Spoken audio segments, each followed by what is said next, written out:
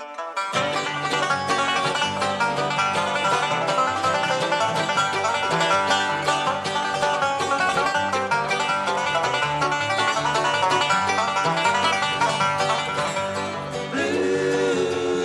Hearted Blues, I'm fixing to leave this old town. Blues, lonesome hearted blues, that ain't gonna let 'em get me down. Well, okay, here's one I've been thinking about doing for quite a while now.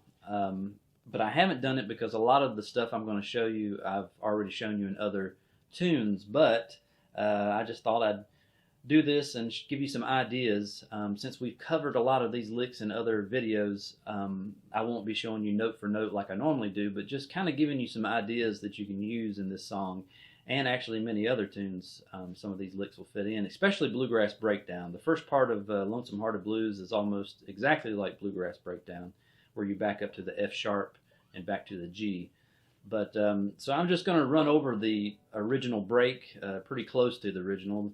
None of this is going to be exactly like what Don did, because that's hard to do anyway, but these are going to be different things I've heard him do over the years on live recordings or even on a record. So these won't be exact, but they'll give you ideas and get you in the right direction for Lonesome Hearted Blues, and give you some ideas to throw in other tunes as well. So here's the first break. We'll just go over that real quick.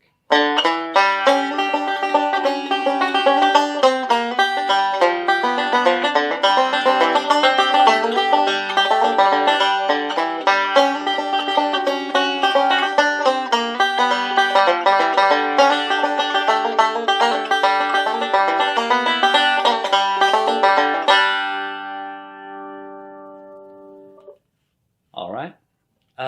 It's really not that hard. It's just, like I said, it's just like Bluegrass Breakdown, pretty much. So what I'm doing there is I'm just going into your partial F position G on the first and second string. So, and you can pinch that if you want to, just to give it a little more punch, or you can just roll into it. You back into that F sharp. Back to that G, and what I'm doing here is, alright,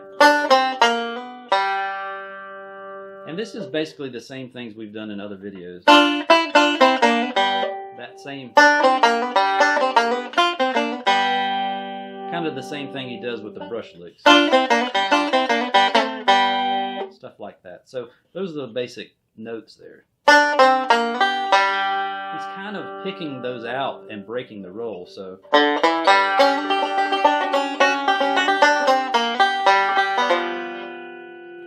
And then I'm going to your G7th on the 3rd fret on the 4th string. All right, and then we're going to go into a C. We're going to use this partial C that Don uses most of the time.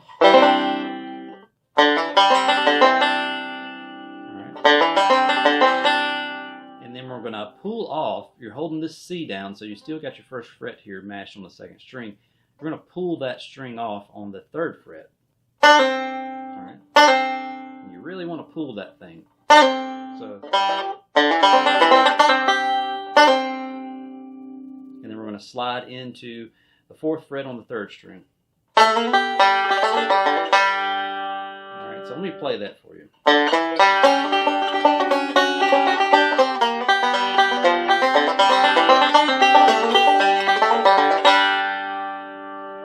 Now, one of the things about Don's playing is important to try to get his tone that he does. And you'll notice that just like with Scruggs style or anything else, you move towards the neck or away from the neck to get certain sounds. So when I do these slides, a lot of times he moves forward. So you want to get that, you know, that. All right, so. It may seem, you know, not important, but it is if you want it to get it like Don's doing it. So to get his sound, that is. So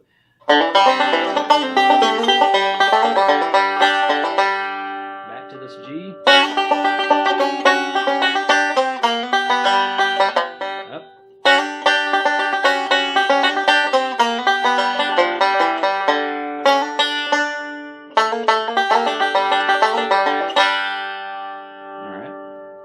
flubbed it up a little bit there, but. And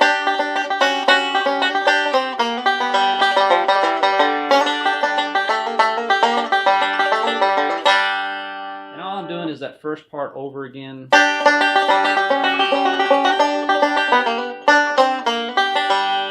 then I'm walking down to your D by going to your G7th, 3rd fret on the 4th string, and back to the 2nd fret. And I'm kind of just going back and forth with the G string and the 4th string, so. And then coming down to your hammer on here.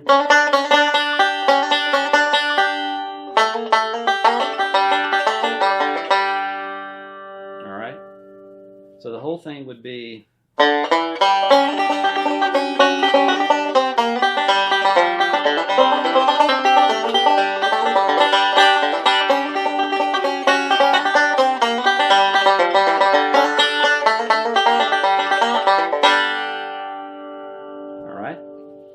So on that walk down, now you can put 3 notes in there. Walk down 1, 2, 3 from your 3rd fret to the 2nd to the 1st. So what I'm saying is, all right. A lot of times I'll do that. I've heard Don do that, but I think on the original, from listening to it just a few minutes ago, he's just walking down on the 3rd and 2nd on the original. But I have heard him walk all the way down on those 3 frets. So.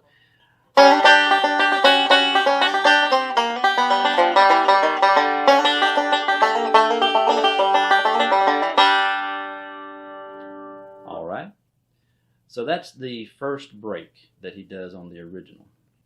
Okay, so on the second go around on the original break, I wanted to show you the variation that he does on the very end of it. Now, he plays pretty much the same break that he did the first time around on the first half of it, but at the end of it, he puts this little single string run. He goes.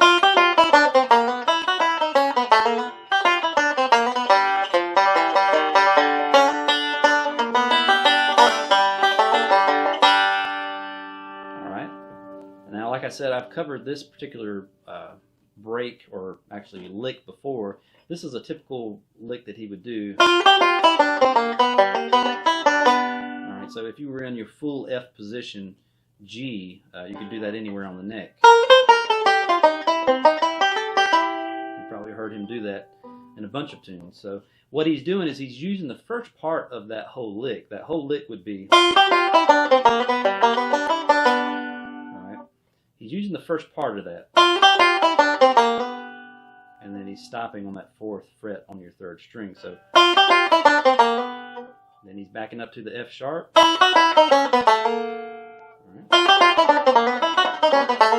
Alright, then back to the G. That same walk down we did before, I'm walking down 1, 2, 3, 3rd, 2nd, and 1st fret. So.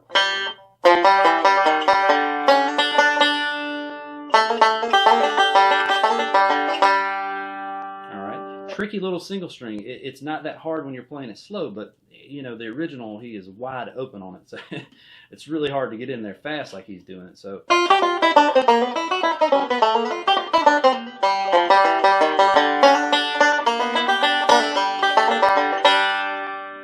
Alright. Now, so we're going over the basic breaks to this. So what I want to show you here is another little option you can add into that. He didn't do this on the original, but he did do it live, and I've done it a bunch of times too whenever I've played it, is this typical D that Don would do, where he uses the 1st string as a drone. He'll slide up to this D chord here instead of. Alright. Sometimes he'll slide up to this D chord that he uses a lot, and I've shown this in a bunch of other videos. That gives you more of a true D chord versus, you know. Alright.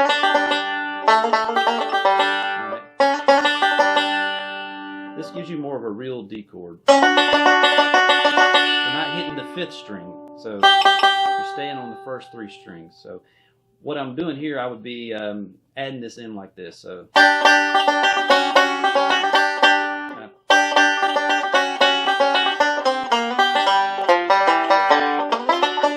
slide into that D.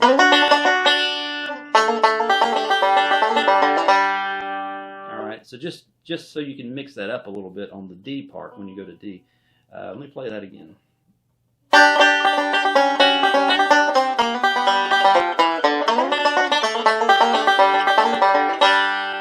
Just a little something different you can do there. And typically he would move more towards the neck when he does that to get a certain sound that he's after. So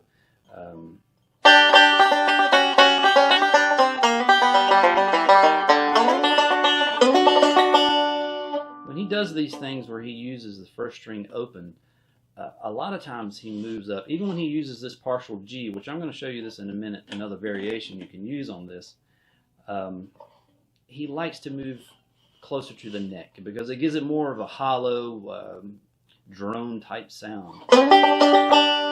So, and then move back to the bridge.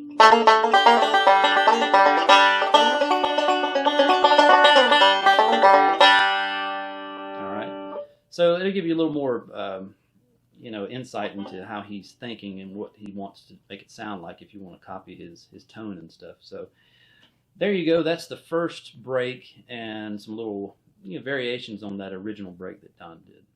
Okay, so here's a little different variation on the very first part. I was just talking about that droning that Don does on the D chord sometimes. All right, where he's leaving the first string open.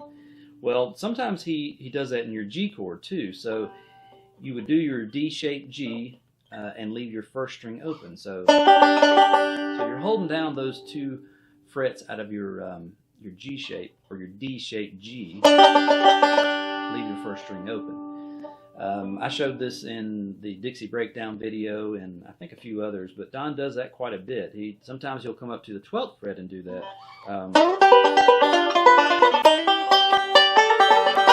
So in this case, it's replacing the first part.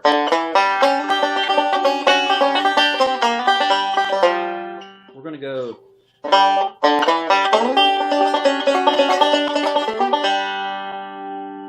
right.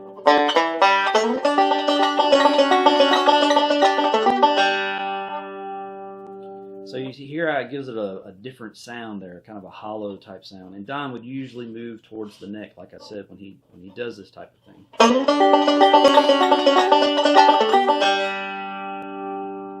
All right, and that's it. That's just a little variation on that. So, and what I'm doing at the end there is when I come back to the G, I'm hammering on from the 7th to the 9th fret on your 4th string. So all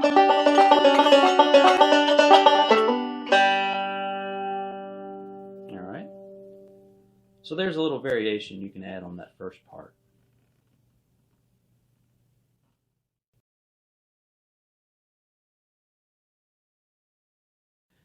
Okay, since we got the basic breaks out of the way, I want to show you a few more things that you can add in here to kind of spice this thing up if you're really jamming on it or whatever. And a lot of these licks I've added in other videos, and Don uses these licks in a bunch of other tunes too. But they work well for this tune and Bluegrass Breakdown. The first one I'm going to show you is the Big Train lick. All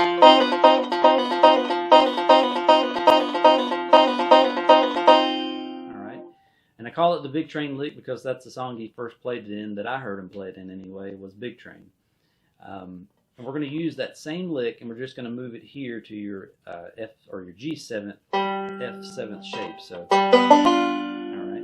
Don uses this in a lot of tunes, especially instrumentals. So you can add this to anything. Limehouse Blues, Bye Bye Blues, all those types of tunes you can add this in. So this is a good one to learn. What I'm doing is I'm hitting the 4th string first, and then I'm pulling the 1st and 2nd strings with these two fingers. So, all right, I'm holding this 1st and 2nd string down on your 3rd fret, right out of that F7 shape, and I'm pulling off. I'm trying to move my finger so you can see. I'm pulling off to open. All right, so 4th string, then I'm pulling these and pulling off at the same time. So it's kind of tricky to do. It takes a lot of practice to get that to sound right. So just mess with it there, and what helps is to move closer to the neck to get a softer sound when you're doing that. Just get it to where it's not too rattly. Alright,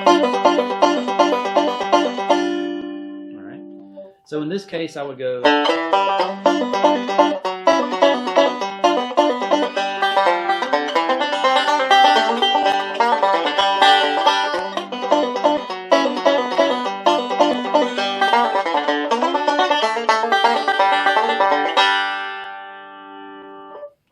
A little messy, but you get the idea. So it's really not hard, but it's a good sounding and unusual lick to add to anything, really.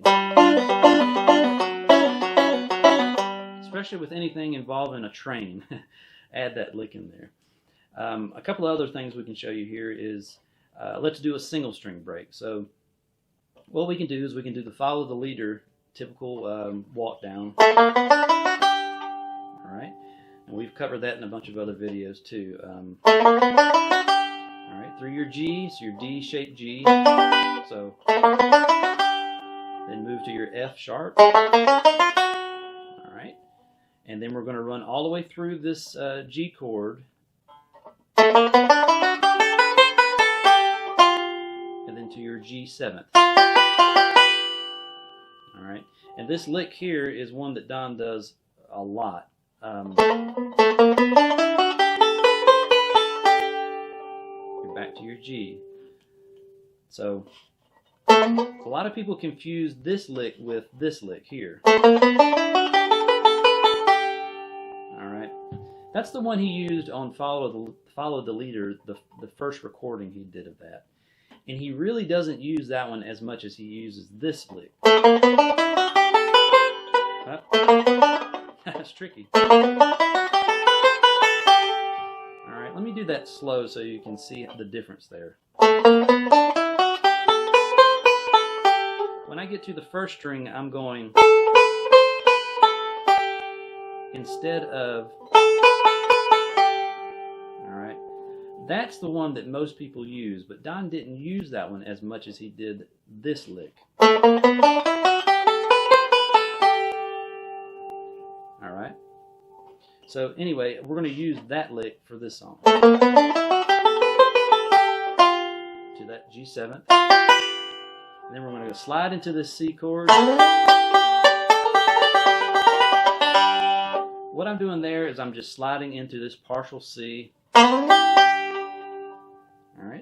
It's right out of your F-shaped C. So, and then I'm coming up to the 12th fret.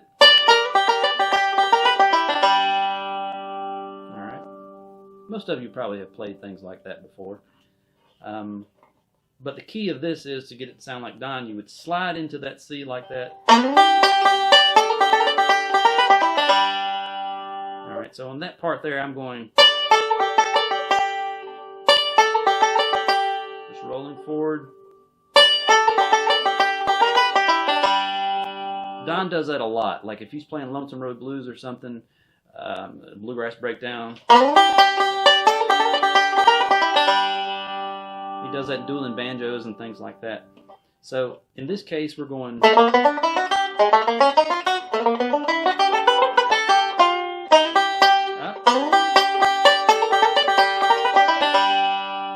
Would help if I played it right, but slide into that C. Don does a lot of movement in his playing. Slides, you know. It's really dramatic.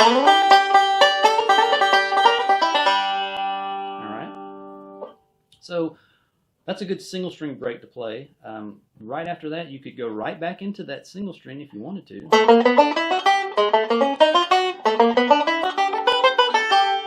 And then go into this single string.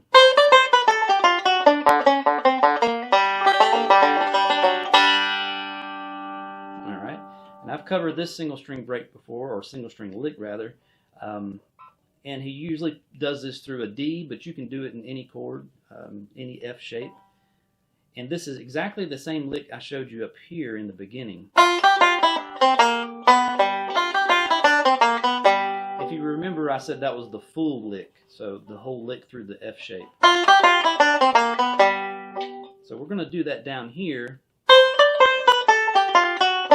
But when we we get to the 4th string, we're going to walk down 3 frets, so to the 7th fret, or the 7th note of that chord, actually. So it sounds like this. Now, what I'm doing there, you can walk it down 1, 2, 3, or you can add open notes in between it. Don does this a lot, especially on Limehouse Blues. I've heard him do it a lot.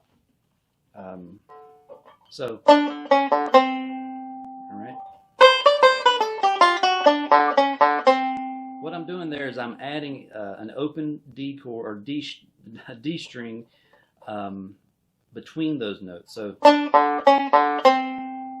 right. So that adds a little hop in there. I've talked about this before. Don does this quite a bit in a lot of different areas when he's doing single string stuff and double stops. He'll add those open notes in there that give it a little hop to it. Now you can add that or you can leave it out. All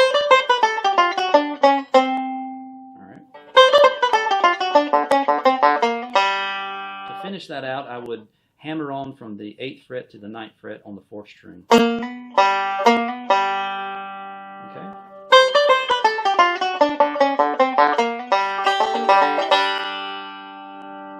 So that's a good single string break you can take. You can also do that up the neck here on the, I've heard Don do this too. He played up the neck break. All right. Just do that same thing.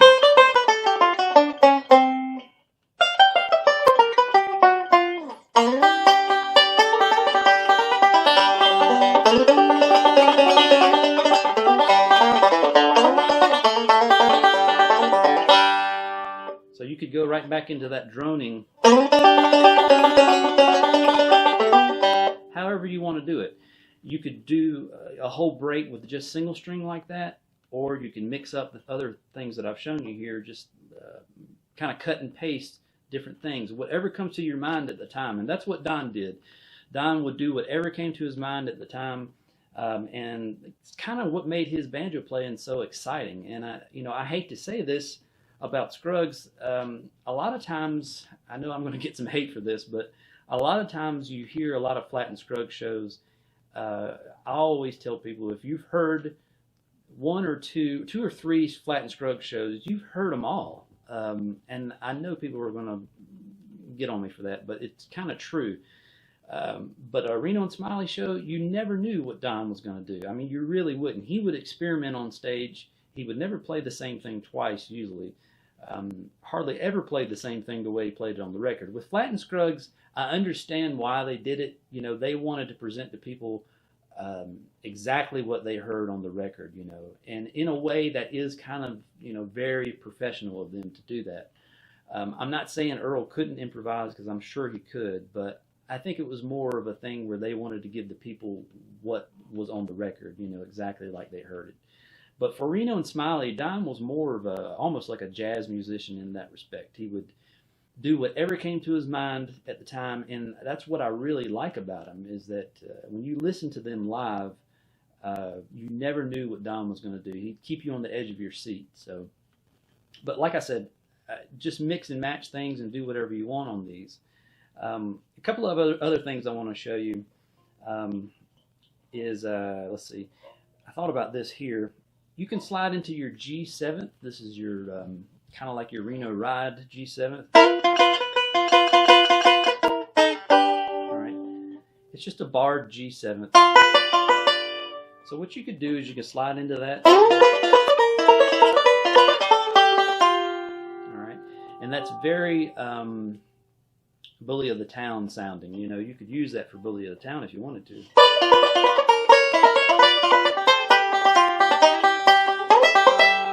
So you could use that in Bully of the Town, but you can also use it here. All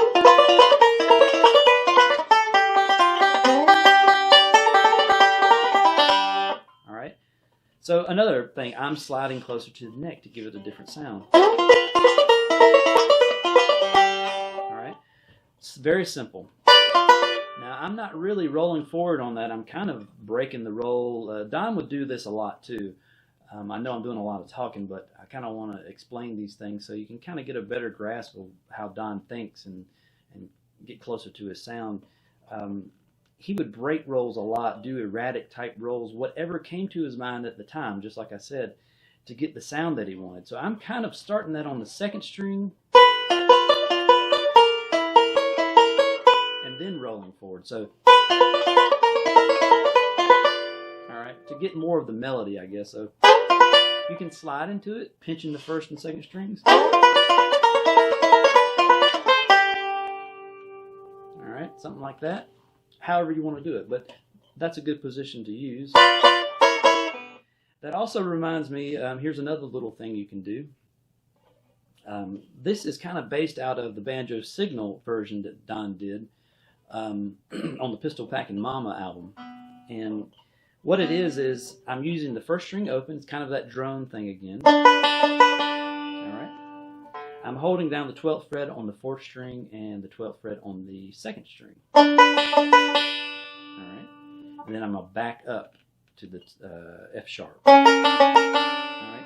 Now on Banjo Signal he did. Okay.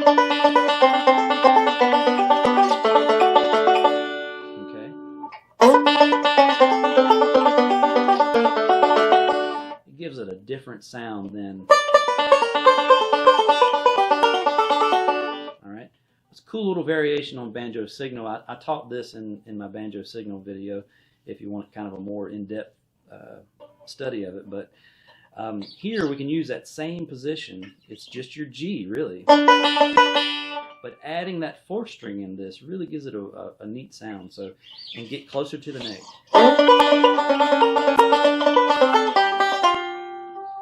And all I'm doing is I'm coming back to the it's kind of catching your 7th. So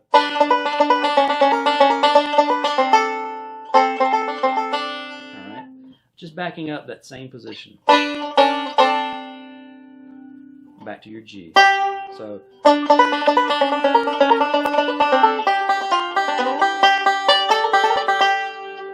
Alright, so that's a neat little idea you can add in there. I just thought about this too. I know I'm rambling on here, but these are all ideas I want to give you here. But that barred 7 position, we can also do this.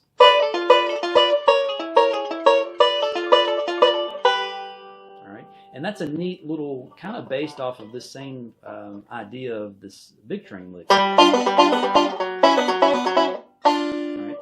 I'm pulling off, I'm using that same barred G7, but I'm holding it down on the 10th fret all the way across 3 strings. So keeping that finger down on those strings, and then I'm putting my fingers here on the 12th fret, and I'm pulling off the 2nd string on the 12th fret.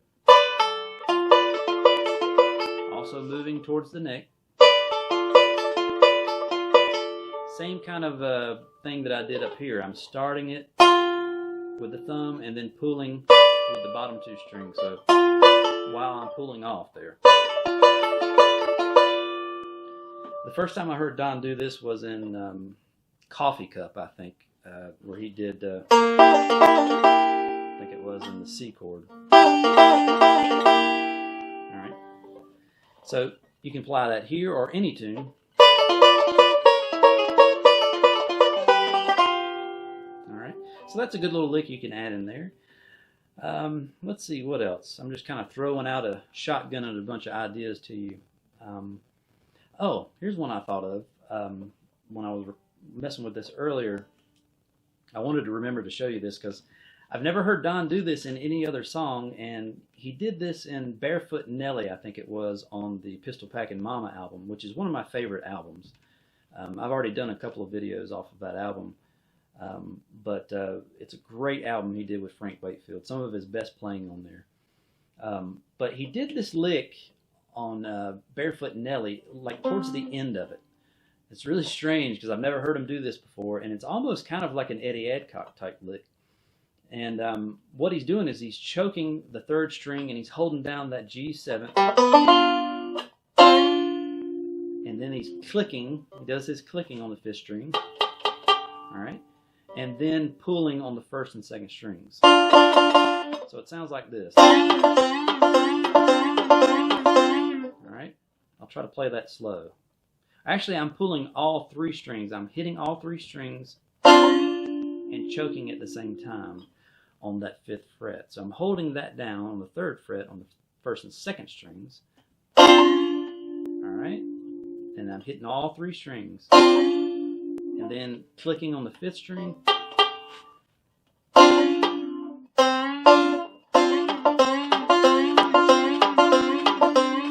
Alright, kind of hard to explain. You gotta get in the rhythm of it. But if you listen to Barefoot Nelly on that album, I think it was Barefoot Nelly, he's playing a G, and then he goes to an F, like that. So we can do that same thing here in Lonesome Hearted Blues. We can go...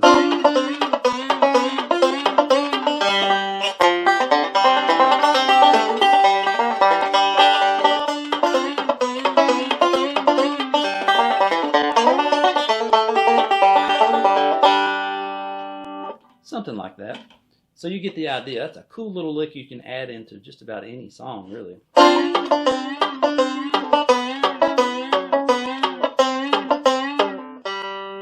Alright. It's a nice little rock and roll type bluesy lick there. But I think I'll go ahead and end this. There's a lot of things you can add in this tune. Go back and watch my video on Reno chords. You can add these weird 7th chords that Don does. See what I mean? Things like that that you can add in there. So anyway, I just want to give you some ideas to mess around with this song, and maybe you can add them to some other tunes and just kind of expand your lick library a little bit, I guess. So if you have any questions, just feel free to holler. Wait a minute, there's one more I wanted to show you. I almost forgot this. This is a triple pull-off lick that Don does in a bunch of other tunes, especially Charlotte Breakdown, and I guess he made this probably popular in Green Mountain Hop originally, the triple pull-off itself. But this particular lick he uses in a bunch of other songs, but especially Charlotte Breakdown. And I've shown this in my Charlotte Breakdown video as well, but I'll show it here and show you how it applies to Lonesome Hearted Blues. Basically what it is a lick. It's a triple pull-off lick through the D chord. And a triple pull-off, if you haven't seen the other video explaining it, I'm basically just hitting the string once. So I'm going to start on the 1st string, I'm hitting it once, and then pulling off 1, 2, 3 from the 4th, 3rd, 2nd, and then open. So it'll sound like this. I'm only hitting it once there. So, and you want to try to practice that until you can get all of those pull-offs sounding out. And it takes a lot of practice to get this to sound right and not, you know, just like a complete mess. And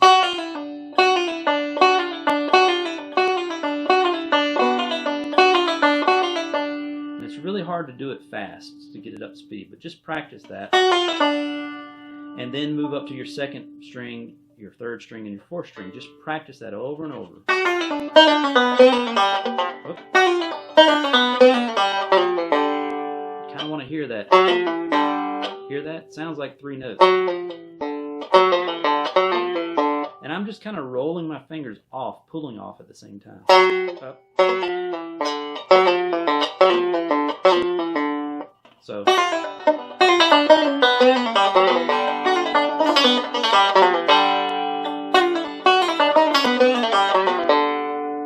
It's hard to get it right every time. This is one of those things that you practice over and over and over, and it sounds ridiculous, and it will drive people crazy, especially if your wife's around listening to you do this over and over. I mean, it sounds, you know, like you're messing up, but you're not. This is actually pretty hard to do. It's kind of like the clicking that Don does. It takes a long time to get that just right, to sound out right, you know, and you're sitting around the house. You're not going to win over any new fans by doing that around the house, I can tell you. But in the right context, those things are really pretty cool, you know. And it's very unique to Don. So anyway, this triple pull-off. Like I said, practice that. Try to get those to sound out. Now, In this case, as in Charlotte Breakdown, what we'll do is we'll replace your D chord with that lick. So here we'll go. Now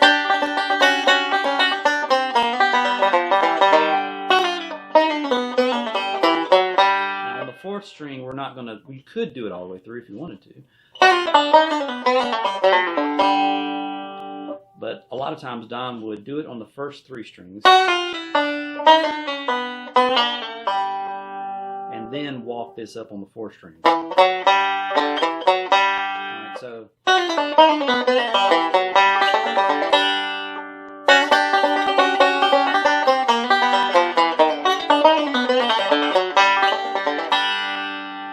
something like that. I missed it a little bit, but like I said, it's tricky. It's really hard to do, but it sounds great. I actually use my, I think I'm using my middle for the most part, and then switch to my index to hit these strings. So, and then switch to my thumb on the fourth string. So,